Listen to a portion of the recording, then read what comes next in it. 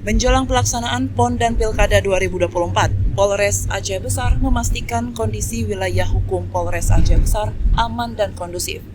Hal ini disampaikan oleh Kapolres Aceh Besar, AKBP Dani Catra Nugraha, dalam kegiatan Jumat Curhat dengan beberapa awak media yang berlangsung di Aula Polres Aceh Besar pada Jumat 14 Juni 2024. Dalam acara yang dihadiri sejumlah wartawan ini, Kapolres Aceh Besar AKBP Dani Catra Nugraha menegaskan bahwa pihaknya telah melakukan berbagai persiapan terkait suksesnya PON 2024. Beberapa venue akan diselenggarakan di wilayah Aceh Besar dan Polres Aceh Besar telah mempersiapkan 100 petugas dan personel keamanan untuk mengamankan acara tersebut. Selain itu, secara umum, situasi menjelang Pilkada 2024, wilayah Aceh Besar masih aman dan juga kondusif.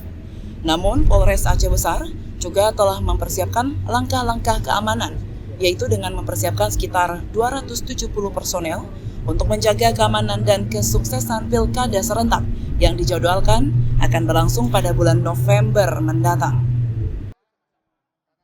Untuk situasi Kamtipmas di wilayah hukum Polres Aceh Besar, secara umum kondisinya aman dan kondusif sampai dengan saat ini, di mana saat ini juga tinggal beberapa hari ke depan kita akan menghadapi Pekan Olahraga Nasional yang ke-21. Di wilayah Aceh Besar juga ada beberapa venue yang akan dilaksanakan. Kami juga sudah melakukan rapat koordinasi dengan instansi terkait lainnya dalam kesiapan menuju PON ke-21. Jadi kami dari pihak kepolisian sudah menyiapkan petugas-petugas dan juga personil pengamanan yang akan ditugaskan untuk mengamankan jalannya pelaksanaan PON di wilayah Aceh Besar. Ada 100 personil kami yang akan diterjunkan ke pelaksanaan pengamanan di venue-venue tersebut. Kemudian dalam waktu beberapa bulan ke depan juga kita akan menyiapkan kesiapan pengamanan untuk pemilu kada serentak. Jadi memang situasi saat ini masih aman dan kondusif secara umum.